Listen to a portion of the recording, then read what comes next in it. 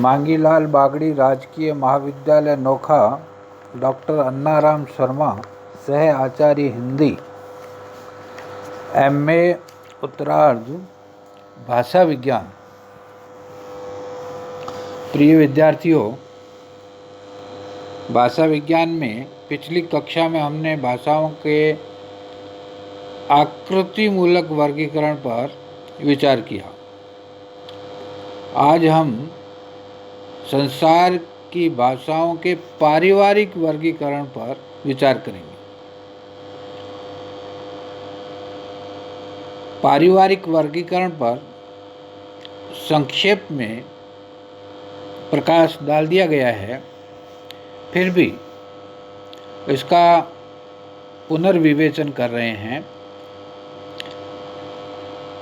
अर्थ तत्व तथा रूप तत्व, जिसे हम संबंध तत्व भी कहते हैं, अर्थ तत्व और संबंध तत्व की समानता को आधार बनाकर भाषाओं का जो वर्गीकरण किया जाता है वह पारिवारिक वर्गीकरण कहलाता है।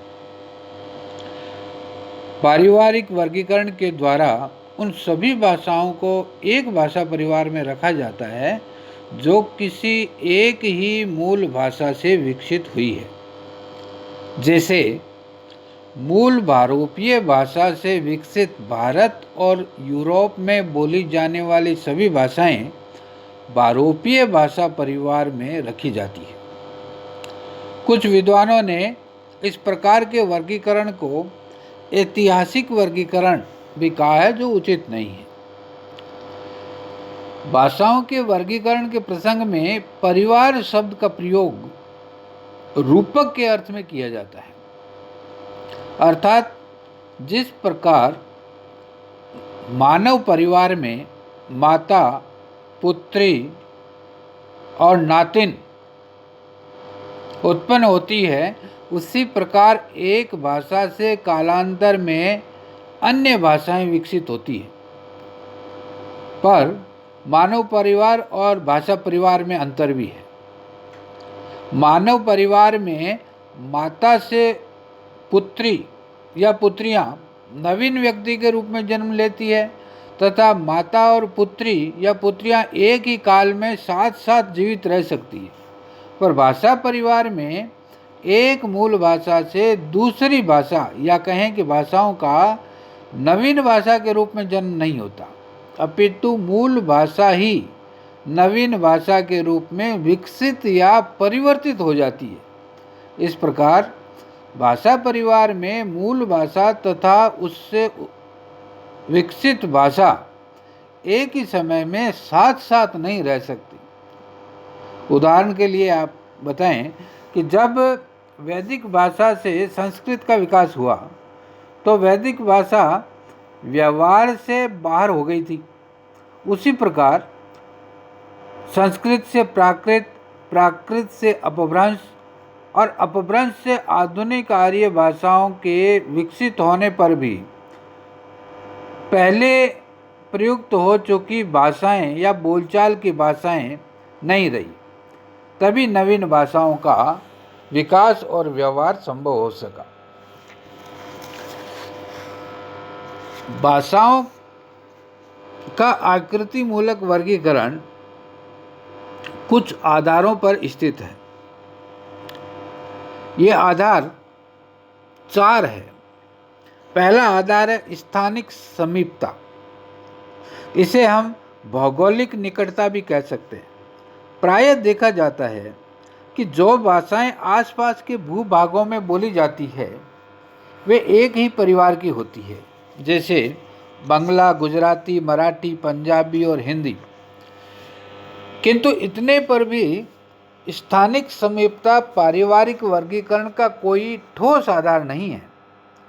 इसे भ्रम होना संभव है। उदाहरणार्थ मराठी और तेलुगु या मराठी और कन्नड़ या तेलुगु और उड़िया भौगोलिक दृष्टि से एक दूसरे के बहुत क्या नितांत समीप है, अर्थात स्थानिक समीपता है, पर ये एक ही परिवार की भाषाएं नहीं हैं, अलग अलग परिवार की भाषाएं। इसके विपरीत हिंदी और अंग्रेजी में यद्यपि स्थानिक समीपता नहीं है, फिर भी ये दोनों एक ही परिवार की भाषाएं हैं। कुल मिलाकर ये कह सकते हैं कि भाषाओं की स्थानिक समीपता केवल उनकी पारिवारिक एकता की संभावना ही प्रकट करती है, किंतु केवल इसी आधार पर किन्हीं भाषाओं को एक ही परिवार की भाषाएं मानना भ्रमपूर्ण ही सिद्ध होता है। दूसरा आधार है शब्दों की समानता। शब्दों की समानता के लिए हमें केवल उन्हीं शब्दों को चुनना चाहिए जिनका व्यवहार प्रत्येक समाज के सभी व्यक्तियों द्वारा किया जाता है। जैसे माता पिता, भाई बहन आदि पारिवारिक संबंधों के द्योतक शब्द हैं, या आग, पानी, अन्न, चूल्हा ऐसे उपयोगी वस्तुओं के वाचक शब्द है, या मैं, तू, वह आदि सर्वनाम शब्द है, 1, 2, 3 आदि संख्यावाचक शब्द है, उठना, बैठना, खाना, पीना आदि सर्वसामान्य क्रियावाची शब्द। इन शब्दों की समानता के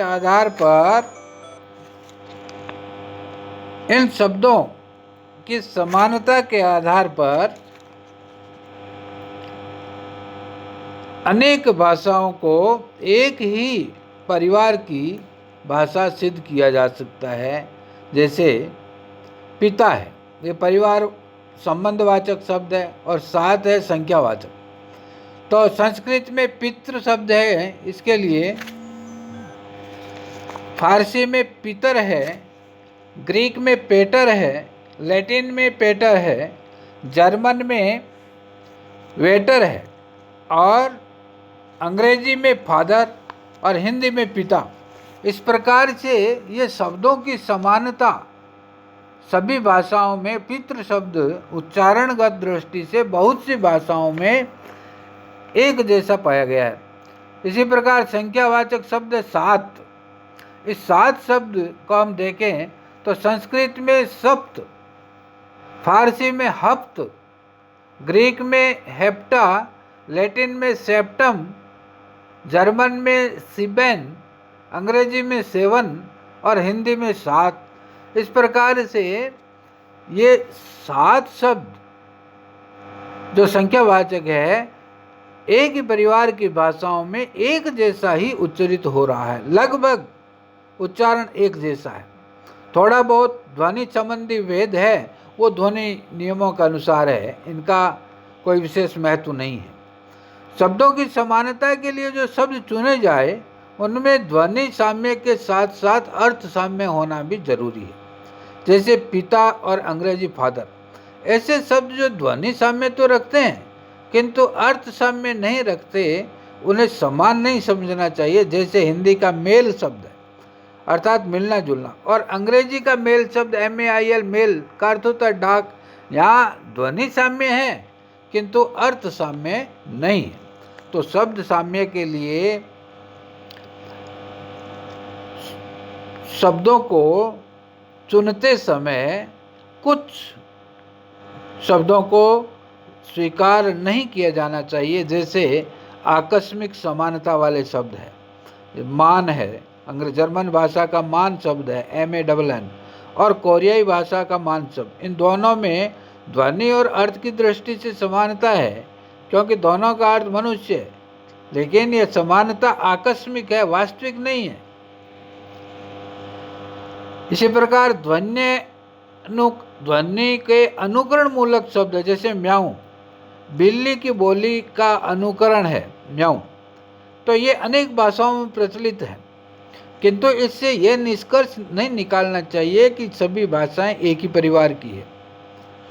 उधार लिए हुए शब्दों पर भी कोई विशेष ध्यान नहीं देना चाहिए। तीसरा आधार है व्याकरण साम्य। व्याकरण साम्य से तात्पर्य है पद रचना तथा वाक्य रचना की समान शैली। शब्दों की समानता से अधिक महत्व व्याकरण की समानता का है। कारण यह है कि शब्दों का आदान प्रदान होने पर भी संपर्क में आने वाली किन्हीं भी भाषाओं में व्याकरण साम्य नहीं हो पाता। उसकी पद रचना और वाक्य रचना की शैली अपनी ही रहती है। उदाहरण के लिए हिंदी में अंग्रेजी शब्दों की भरमार होने पर भी वाक्य रचना लगभग अप्रभावित है। अतः जहाँ शब्दों की समानता से किन्हीं भाषाओं के एक परिवार का होने की मात्र संभावना प्रकट होती है, वहाँ व्याकरण साम्य से उस संभावना की पुष्टि हो जाती है। चौथा आधार है ध्वनि साम्य। यद्यपि किसी मूल भाषा की ध्वनियाँ उससे विकसित सभी भाषाओं में उसी रूप में नहीं मिलती और एक ही भाषा की ध्वनियाँ भी कालांतर में बदल भी जाती है, फिर भी प्रत्येक भाषा का ध्वनि समूह अपने मूल स्वरूप की रक्षा बहुत ही दृढ़ता के साथ करता है। अन्य भाषाओं के शब्दों को स्वीकार करते हुए भी सामान्यतया कोई भाषा उन भाषाओं की ध्वनियों को जैसे कि तैसा अपने में स्वीकार नहीं करती है। उदाहरण के लिए हिंदी में अरबी, फारसी, अंग्रेजी के अनेक शब्द आए हैं, किंतु उनका स्वरूप हिंदी ध्वनियों के अनुसार बदल गया है। फारसी का कागज हिंदी में कागज हो गया है, इसी प्रकार अंग्रेजी का लैंटर्न शब्द हिंदी में आकर लालटेन हो गया। तो यह ध्वनि साम्य रखने वाली भाषाओं को एक ही परिवार की मानना चाहिए। विश्व के ये 4 आधार है पारिवारिक वर्गीकरण के। विश्व के जो भाषा परिवार है उन पर हम चर्चा करते हैं। देखिए, विश्व के सभी भाषा परिवारों को अलग अलग खंडों के आधार पर वर्गीकृत किया गया है। पूरे विश्व को भौगोलिक दृष्टि से 4 खंडों में बांटा गया है: अमेरिका खंड, अफ्रीका खंड, यूरेशिया खंड और प्रशांत महासागरीय खंड। इन खंडों के आधार पर जब हम विश्व की भाषाओं को बांटते हैं तो यूरेशिया खंड सबसे बड़ा दिखाई पड़ता है। इस खंड में, यूरेशिया खंड में भारत यूरोपीय परिवार की भाषाएं हैं, द्राविड़ परिवार की है, बुरुशक्की परिवार की है, यूराल अल्ताई परिवार की है, काकेशी परिवार है, चीनी परिवार, जापानी कोरियाई परिवार, अत्युत्तरी हाइपर खेरी परिवार, बास्क परिवार और सामी हामी परिवार। ये सारे 10 परिवार जो हैं ये यूरेशिया खंड में आते हैं। दूसरा खंड है अफ्रीका खंड। अफ्रीका खंड की भाषाएं सूडानी परिवार में हैं, बंतू परिवार की और होतेनतोत बुशमैनी परिवार, इन 3 परिवारों में बंटी हुई है। चौथा परिवार है प्रशांत महासागरीय खंड की।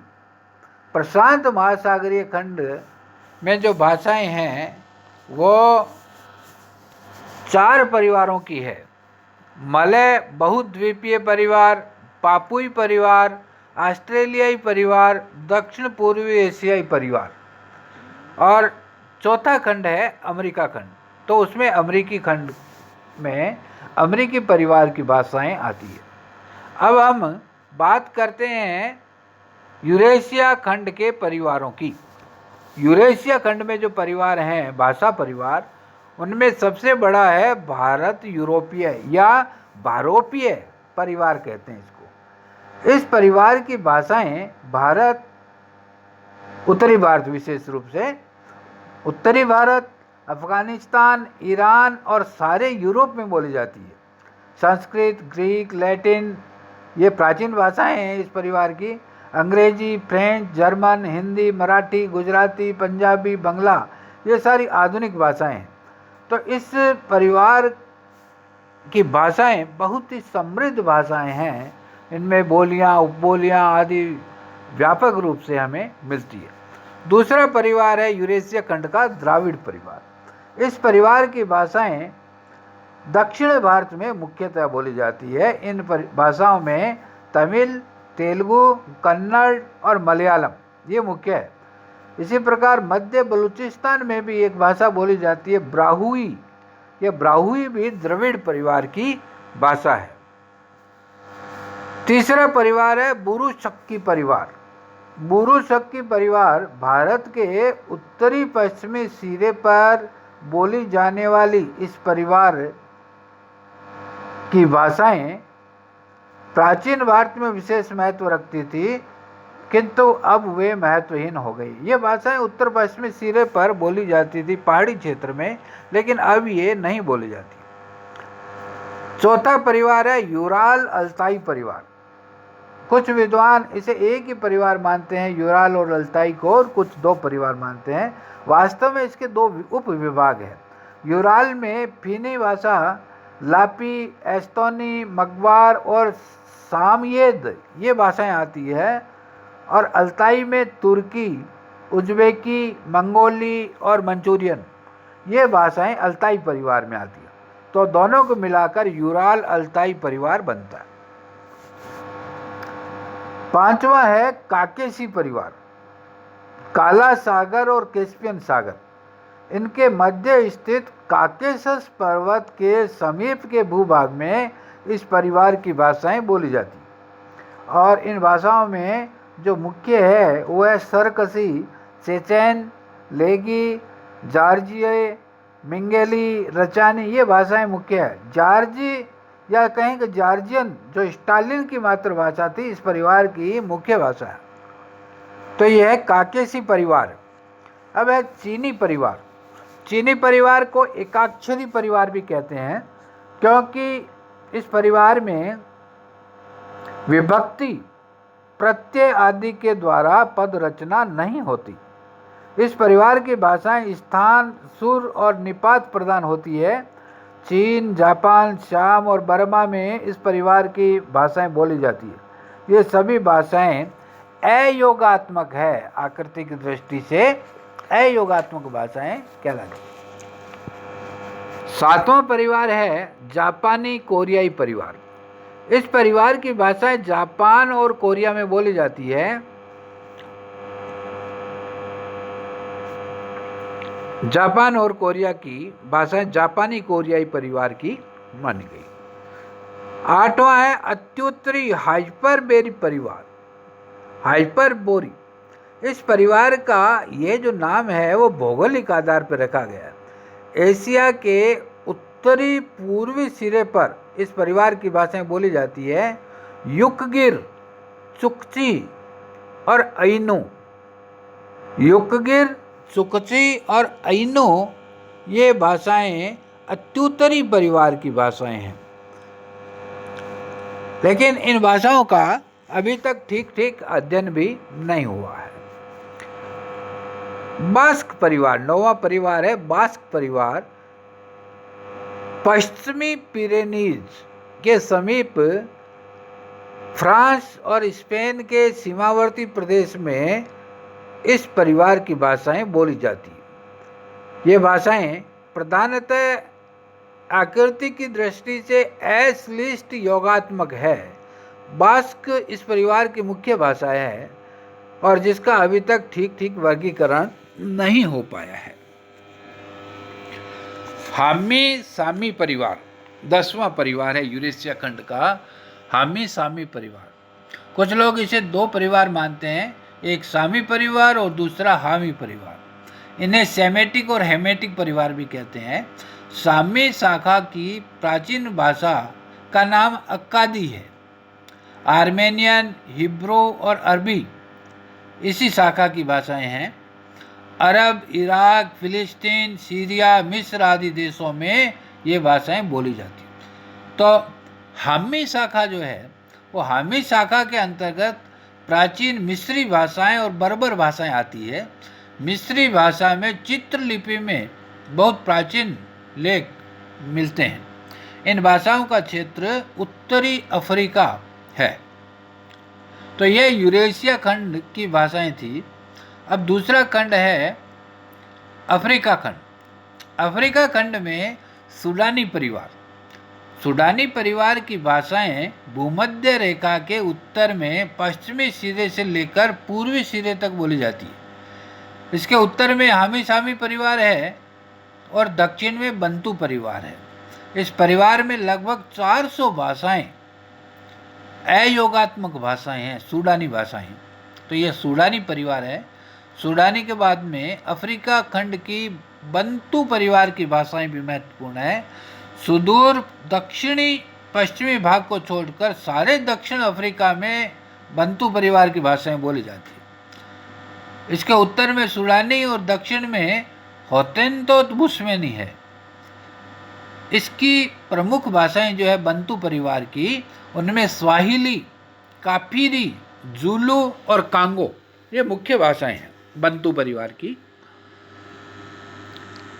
होतेनतोत बुस्मेनी परिवार 13वां भाषा परिवार है, होतेनतोत बुस्मेनी परिवार। होतेनतोत बुस्मेनी परिवार का क्षेत्र दक्षिणी पश्चिमी अफ्रीका है तथा होतेनतोत, नामा, हमारा, संदवा, एकेवे, ओकेवे ये सारी इसकी भाषाएं हैं। इस परिवार की भाषाओं में क्लिक ध्वनियाँ पाई जाती है जिनका उच्चारण श्वास को अंदर खींचते हुए किया जाता है। तो क्लिक ध्वनियाँ बुस्मेनी परिवार में मुख्यतया हमें मिलती है। अफ्रीका खंड में ये 3 भाषा परिवार थे। अब है प्रशांत महासागरीय परिवार, प्रशांत महासागरीय खंड। प्रशांत महासागरीय खंड की परिवार जो है वो 4 हैं। 14वां जिसमें पहला है मलय बहुद्वीपीय परिवार, जैसे 14वां है क्रमिक दृष्टि से मलय बहुद्वीपीय परिवार। इसे मलय पॉलिनेशियाई परिवार या मलय ऑस्ट्रेनेशियाई परिवार भी कहते हैं। इस परिवार की भाषाएं मलय प्रायद्वीप, जावा, सुमात्रा, बोर्नियो, बाली, चिलीबी, फिलीपीन, न्यूजीलैंड, हवाई इन द्वीपों में, प्रशांत महासागरीय द्वीपों में बोली जाती है। इस परिवार में बहुत सारे भाषा समूह हैं जिनके साहित्यिक भाषाएं कम हैं। मलाया की मलय, जावा की कवि और फिलिस्तीन की तगल और फार्मोसा की भाषा फार्मोसी मुख्य भाषाएं हैं इस परिवार की। 15वां परिवार है पापुई परिवार। इस परिवार की भाषाएं न्यू गिनी या कहीं न्यू ब्रिटेन के कुछ भाग में और सोलोमन द्वीप समूह में बोली जाती। कुल 132 के लगभग भाषाएं पापुई परिवार में आती है। न्यू गिनी की प्रसिद्ध भाषा मफोर इस परिवार की बहुत समृद्ध भाषा है, मफोर। आकृति की दृष्टि से ये भाषाएं एस लिस्ट योगात्मक है। 16वां भाषा परिवार है ऑस्ट्रेलियाई परिवार। इस परिवार में लगभग 100 भाषाएं हैं जो ऑस्ट्रेलिया के उत्तरी और दक्षिणी भाग में बोली जाती है। इस परिवार की भाषाएं भी एस लिस्ट योगात्मक है और धीरे धीरे लुप्त होती जा रही है। 17वां परिवार है दक्षिणी पूर्वी एशियाई परिवार। इसे ऑस्ट्रो एशियाटिक परिवार भी कहते हैं। इस परिवार की भाषाएं अन्नाम, श्याम, कंबोडिया, भारत और निकोबार द्वीप समूह में बोली जाती है। ये परिवार 3 प्रमुख वर्गों में बटा हुआ है। पश्चिम में मुंडा या कोल, पूर्व में अनामुआंग और मध्य में मोन खमेर। मुंडा या कोल भाषाएं भारत में अनेक स्थानों पर बोली जाती है। इनमें मुंडा और संथाली भाषाएं मुख्य है जो दक्षिण पूर्व एशिया परिवार की भाषाएं हैं। 18वां परिवार है अमेरिकी परिवार जो अमेरिका खंड में आता है। अमेरिकी परिवार की भाषाएं अमेरिका में बोली जाती है और जिनकी संख्या लगभग 1000 है। इस परिवार की भाषाओं का अध्ययन अभी पूर्णतया नहीं हो पाया है, इसलिए इनका वर्गीकरण भी ठीक नहीं हुआ। अमेरिकी नाम तो अपने आप में ही भौगोलिक है। इस परिवार की भाषाएं 3 उप विभागों में बंटी हुई है भौगोलिक दृष्टि से। पहला है कनाडा और संयुक्त राज्य अमेरिका। इसमें अथवस्की, अथवस्कन, अलगोनकी, होका, स्यूई, यूरोक्वा ये भाषाएं हैं कनाडा और संयुक्त राज्य अमेरिका। दूसरा है मैक्सिको और मध्य अमेरिका में जो बोली जाती है, उसमें अज़्टेक, मय और नहुअल भाषाएं मुख्य है। और तीसरा विभाग है दक्षिणी अमेरिकी भाषाओं का। दक्षिणी अमेरिकी भाषाओं में अवरक, चिवाचा, करीब, कुइचुआ ये मुख्य है। ग्रीनलैंड की एस्किमो भाषा भी अमेरिकी परिवार की है। इस परिवार की भाषाएं प्रायः प्रश्लिष्ट योगात्मक भाषाएं हैं। इस प्रकार भाषाओं का पारिवारिक वर्गीकरण भौगोलिक समीपता, ध्वनि, शब्दों की समानता और व्याकरण समानता के आधार पर किया गया है, जो बहुत ही उपयोगी है। इस पारिवारिक वर्गीकरण की उपयोगिता पर जब हम विचार करते हैं तो सबसे महत्वपूर्ण जो बिंदु है वह है भाषाओं का तुलनात्मक अध्ययन। इस पारिवारिक वर्गीकरण में आने वाली भाषाओं का अध्यात्मक तुलनात्मक दृष्टि से भी हो जाता है और उनकी समानताओं और असमानताओं से हमारा परिचय हो जाता है। यह ज्ञान की दृष्टि से बहुत ही उपयोगी है। दूसरे, मूल भाषा का ज्ञान हो जाता है।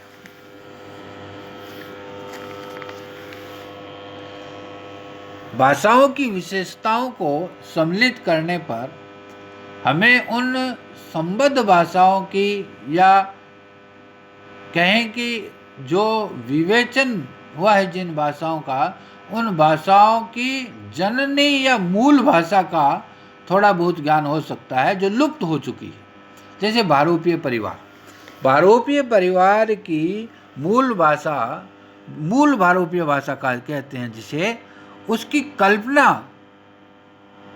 हम कर सकते हैं, लेकिन उस कल्पना के साथ साथ उसका क्रमिक विकास भी हमारे सामने उजागर होता चला जाता है। तीसरा जो उपयोग है पारिवारिक वर्गीकरण का, वह है विभिन्न जातियों की एकता की दृष्टि से।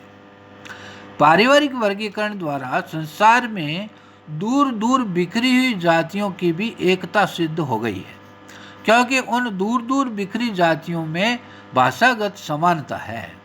यूरोप के अनेक देशों में बसे हुए जिप्सियों की भाषा और पंजाब के पंजाबियों, राजस्थानियों और पश्चिमी उत्तर प्रदेश के निवासियों की भाषा परस्पर मिलती है। इससे सिद्ध होता है कि यूरोप के जिप्सी भारत से ही जाकर वहाँ बसे हैं। इसी प्रकार भारत के द्रविड़ भाषी हिंदू और मध्य बलूचिस्तान के ब्राहुई भाषा भाषी मुसलमान परस्पर संबद्ध है, क्योंकि उनकी भाषा में बहुत समानता है। इस प्रकार ये आशा की जाती है कि पारिवारिक वर्गीकरण के द्वारा एक दिन भाषा की एकता के साथ ही साथ संपूर्ण मानव जाति की एकता भी सिद्ध हो सकेगी।